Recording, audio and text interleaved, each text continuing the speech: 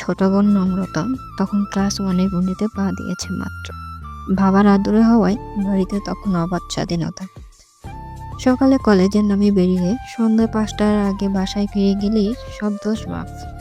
নম্রতারা তখন শাহবাগেই থাকতো। তাদের ধানমন্ডির বাড়িটা কমপ্লিট হয়নি তখনও। সেই বছরই বান্ধবীদের সঙ্গ পেয়ে জাহাঙ্গীরনগর থেকে শুরু করে রবীন্দ্রনাথ সরোবর চষে বেড়ানো হলো তার। বাসায় বেশ কয়েকবার জব্বর বকানিও খেলো। ভালো মেয়ের উপাধিটা সরে গিয়ে দুষ্টু ফাজিল মেয়ের উপাধিগুলো পাওয়া হলো সেই বছর। এই দুষ্টুমি ভরা জীবনটাতে হঠাৎই একদিন ঘটনার প্রবাহতা এলো। কলেজ ফাঁকি দিয়ে বান্ধবীরা গিয়ে বসলো শাহবাগ জাতীয় গ্রন্থাগারে। সেই সময় নম্রতা ব্যতীত বান্ধবীদের প্রায় সবারই বয়ফ্রেন্ড ছিল।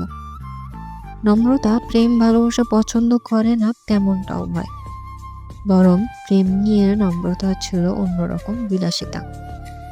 ফেসবুক, হোয়াটসঅ্যাপ বা সামনাসামনি প্রেম তো সবাই করে। নম্রতার ইচ্ছে সে চিঠি প্রেম করবে, একদম সেই আগের যুগের মতো।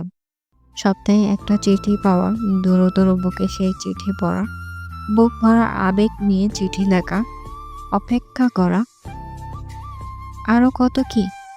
নম্রতা এমন অদ্ভুত কথায় হেসে কুল পেত না নীরা। সেবারও তাই হলো। নীরা হাসতে হাসতে বলল, ধুর, এমনও হয় নাকি? ওসব শুধু কল্পনাতেই সম্ভব। এটা তোর মান্দাত্তার আমল না দোস্ত। 2015 সাল। এখন প্রথম দিনে প্রেম করেই দ্বিতীয় দিনে বন্ধুদের ফাঁকা বাসা খুঁজে ছেলেরা। সেই যুগে এসে চিঠি প্রেম, তাও আবার না দেখে। ইম্পসিবল। অমন ছেলে বাংলাদেশি কেন? এই পৃথিবীতে আছে কিনা সন্দেহ। নম্রতা মুখ ফুলিয়ে বলল, একদম ফাউল আলাপ করবি না বলছি। প্রেম করতে হলে চিঠি প্রেমই করত, তবুও না দেখে, একদম পুরাতন যুগের মতো। আমাদের যোগাযোগের একটা সোর্স থাকবে, তা হলো চিঠি। ফেসবুক, মেসেঞ্জার, হোয়াটসঅ্যাপ কিছু না। একটা চিঠি পাওয়ার আশায় ক্যালেন্ডারের দিন গুনব, আর সেই কাঙ্ক্ষিত চিঠি পাবো তখন এক মুঠো স্বর্গীয় সুখ আশ্রে পড়বে আমার বুকে। ভাবতে পারছিস? নীরা বইয়ের পাতাও উল্টাতে উল্টাতে ছিল বলে হাসলো, মাথা নেড়ে বলল, পাচ্ছি। তুই যে দিন দিন পাগল হয়ে যাচ্ছিস তা বেশ ভালো করে বুঝতে পারছি আমি। শোন দোস্ত, একলা আলগা স্বপ্ন দেখা বন্ধ কর। এই আধুনিক যুগে এসে যোগাযোগের এত এত উপকরণ থাকা সত্ত্বেও কোনো ছেলে চিঠি পাওয়ার আশায় বসে থাকবে না। আগে প্রেম করার কোনো রাস্তা ছিল না বলে চিঠি চালানো হতো। এখন সে সমস্যা নেই। যে জিনিসটা সহজেই পাওয়া যাচ্ছে তার জন্য এত অপেক্ষা কেন? নম্রতা উৎসাহ নিয়ে বলল, তুই বুঝতে পারছিস না, সহজ জিনিসটা তো সবাই পায়। ভালোবাসা এতটা সহজ হয়ে গিয়েছে বলে তো এখন আর তার মূল্য নেই। প্রথমবার দেখা হলো, দ্বিতীয়বার দেখা হতেই বলে দিল আই লাভ ইউ। মানে কোনো ফিলিংস নেই, বলতে হয় বলে বলছে, বলতে না হলে বলতো না। আই লাভ ইউ শব্দটা যোগাযোগের সহজলভ্যতার জন্য এতটাই ঠুনকো আর সস্তা হয়ে গিয়েছে।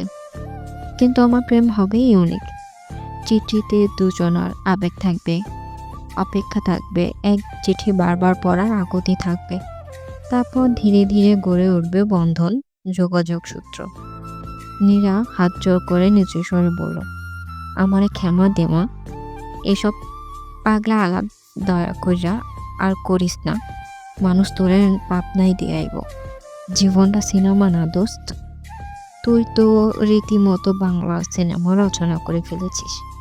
নম্রতা ফসে উঠে বলল, ঠাড়াইয়া লাগাবো আচ্ছর। তোর বিশ্বাস করতে ইচ্ছে না করলে করিস না, জোর করছে কে? চিঠি প্রেম হবে কি হবে না তা না আগে কি করে বলিস তুই? আগে তো চেষ্টা করে দেখি নাকি? এরা সন্ধিহান গলান তো, চেষ্টা? তাই কি করে চেষ্টা করবি তুই? নম্রতা দুর্বোধ্য হাসলো। নোটবুক থেকে একটা নীল রঙের কাগজ টেনে নিয়ে বলল, এভাবে। নীরা ভিজতে না পেরে বলল, মানে? নম্রতা জবাব দিল না।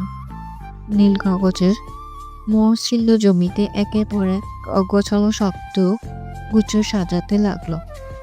তার প্রথম সম্বোধনটা ছিল এমন: প্রিয়। তোমায় সম্বোধন করার মতো চমৎকার কোনো শব্দ এই মুহূর্তে আমার মাথায় আসছে না, তাই সম্বোধনটা উৎস রাখছি। তুমি তো জানো, নীরবতাতেই মিশে থাকে হাজারো ভালোবাসা, হাজারো আকুতি।